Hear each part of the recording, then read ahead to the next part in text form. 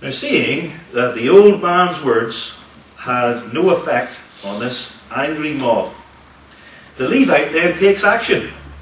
He grabs his concubine and he drags her outside the house to them. And then he nips back in through the door and leaves her. And then comes the heterosexual gang rape. Heterosexual because it's men with a woman. Heterosexual gang rape because it's a group of men with the women. And rape because it's against her will. The Levite seized her, grabbed her, and brought her outside. She wasn't willing for this. The men then know her and won't let her go, and when eventually they leave her, she crawls to the door. This was not her will. And this rape of this poor, wretched woman lasted all night. The men come to the night not long after sunset, and they left when the sun began to rise.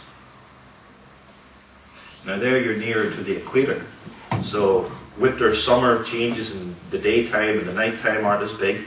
So depending on the year, maybe 7 hours they were at it with this woman, or 8, or 9, or 10, or 11. Who knows? And you think to yourself, the energy of the lusts of these people, that they're at it all night. And it suggests too that there was a large number of men in this gang.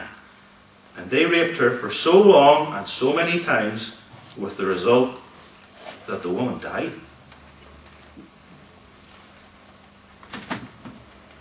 Only when the day began to spring did they let her go.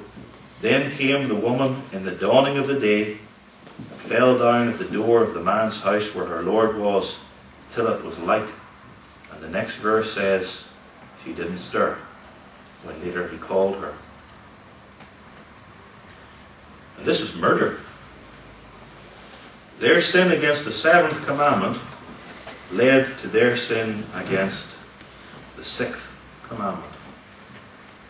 And the whole thing is just one big mass of confusion.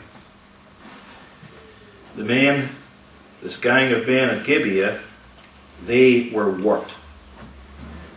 An attempted homosexual gang rape, a particularly gross form of the abominable sin against nature, that the natural attraction between men and women has been subverted into men with men doing that which is unseemly.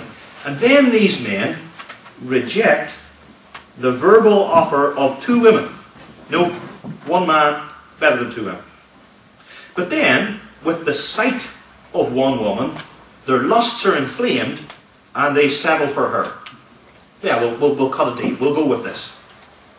And one after another, they rape her till the sun begins to rise, and then, perhaps a bit tired, exhausted, and because sin loves darkness rather than light, they slope off. And this tells us that these men were bisexual. They engaged in sexual intercourse with men, because this attempt wasn't the first time, and women. But their strong preference is for men. That's sick. And then there's the old man. And he's no paragon of virtue either. What we saw of him last week appeared fine and good. He shows hospitality and generosity in taking in the Levite and his concubine and his servant and the 2 donkeys. What he says in verse 23 seems okay too. Nay, my brethren, nay, I pray you, do not so wickedly. Seeing this man has come into my house, the rules of hospitality are I am to care for him. Do not do this folly. Wicked folly. He tries to protect the Levite. But then comes verse 24. Behold, here is my daughter, a maiden, and his concubine. Them I will bring out now, and humble ye them, and do with them what seemeth good unto you. But unto this man do not so vile a thing. He says, I have a daughter. She's still a virgin. Sure, lie with her instead. What sort of a father would say that? And then he says, well, there's a Levite's concubine. She isn't worth so much. Sure, with her. That'll be all right. And I'll bring the two of them out, and you can do whatever you want. That's what he says to them. The world is turned upside down. This man's a shambles. But then you think, we've heard this before. Lot offered his own two daughters to the Sodomites in Genesis 19.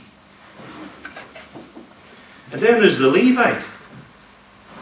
He grabs his concubine and he brings her outside to them and he says, it's you rather than me, dear.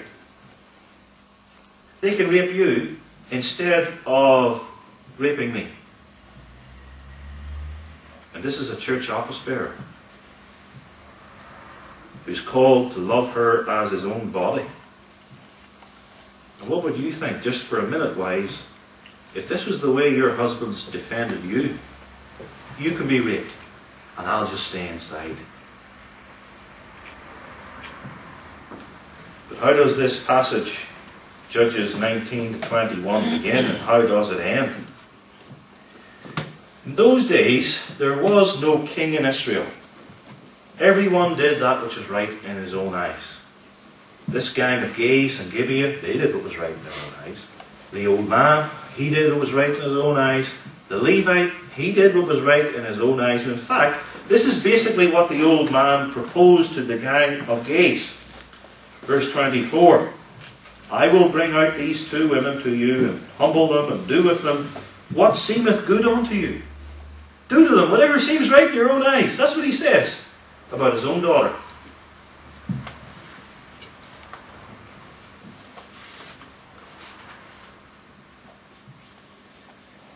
And the morning after the night before, the Levite is the first to stir. And you think, oh, maybe here we have some sign of care for his concubine. He gets up early in order to help her, right? He couldn't wait to give her some assistance. Is that it? No.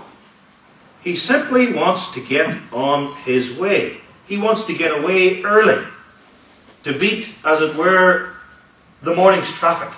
That's why he's up early. He wants to get home early, so he rises early.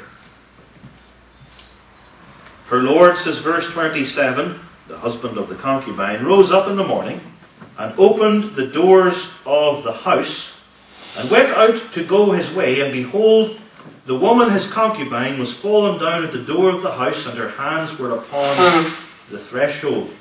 And he said unto her, Up, and let us be going. But none answered. You see his purpose.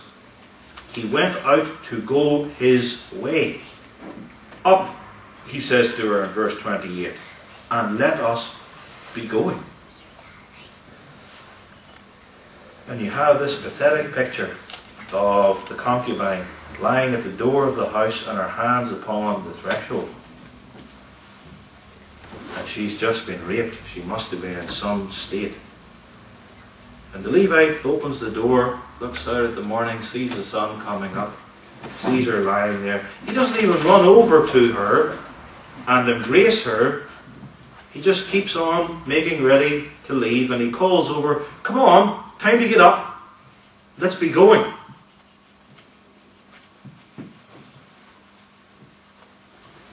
And even if the woman were to be alive at this stage, he isn't even thinking of her basic, simple needs. He isn't saying, well, here's a woman after all that filth. At the very least, she's going to want to wash. She's going to want to change her clothes if they haven't all been ripped off her. She's going to want a meal. She's going to want a rest. I'm going to need to comfort and console her. He just says, well, I've got to be going. Let's make an early start. And the sooner you leave, the sooner you get home.